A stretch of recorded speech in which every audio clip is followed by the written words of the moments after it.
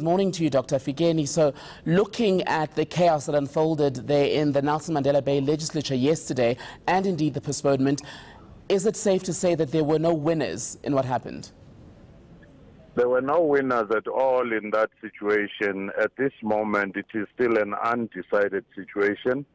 But what is very clear is that partisanship at times tend to ignore any national or public interest.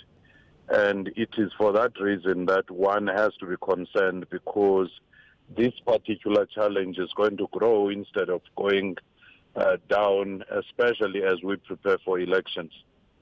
Some are reading what happened yesterday as a miscalculation by the EFF based purely on how close the numbers are for a vote to keep or get rid of Athol Trollip. Do you share that view? Certainly, they want to frustrate Trollip and to get him out if possible.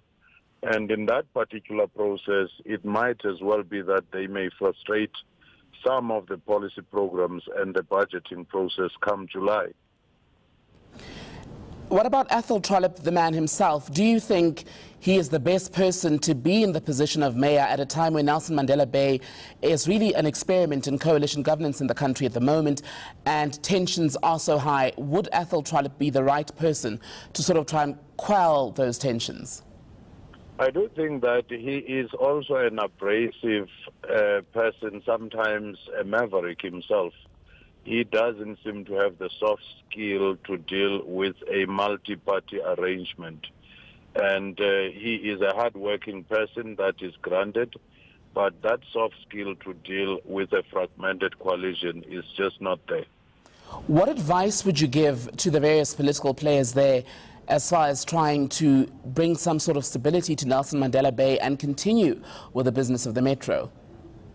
I do think that if they were to make sure that the continuity in terms of service delivery without much disruption, even during this period of disagreement and contesting for elections, so that people do not suffer in the process, it is okay that they go to their constituencies, explain themselves, explain their positions, but this should not then spill over into frustrating programs. I'm wondering if the presence of the national leaders of the DA and the EFF, Mmusi Maimane and Julius Malema, respectively, in Nelson Mandela Bay is adding further fuel to the fire. Without any doubt, remember that these two parties are vying for the second biggest party come 2019 as to who will be the main opposition party. And this is one of the reasons why you start seeing these leaders competing in every space. And DA is still trying to recover from being overshadowed by the EFF as the main opposition party. So the pressure is coming on all sides, but it's not very helpful for the Nelson Mandela Bay Metro.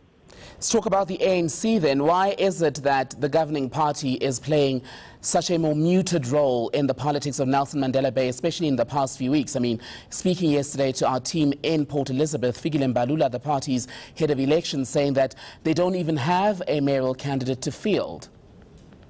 Remember that ANC has not been able to deal with the divisions in that particular region within the ANC. And therefore, they still have to clean that particular situation and get their house in order.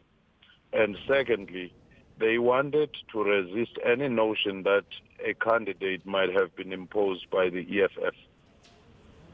Quite interesting, you talk about the EFF. They said they wanted the ANC to field Mcebisi Jonas as mayoral candidate.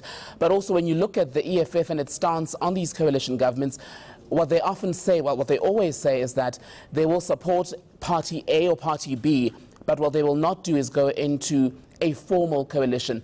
In terms of political strategy, how sound is that? I think for them it's sound in a sense that if they get into a formal coalition, then they have to occupy certain positions. And if they occupy those positions, they might find themselves in an awkward position to be a pressure group that they've chosen to be. For example, if they have a person in the mayoral committee dealing with property, they cannot then be encouraging people to invade that property. So that staying safe and yet having influence has been their strategy throughout. And lastly, what of the Patriotic Alliance? What can they do to get the best for their party out of the crisis in Nelson Mandela Bay? As a small, almost insignificant party, they can demand positions such as the deputy mayor position, which is a big win for them, having a disproportionate influence, even though numerically they are insignificant.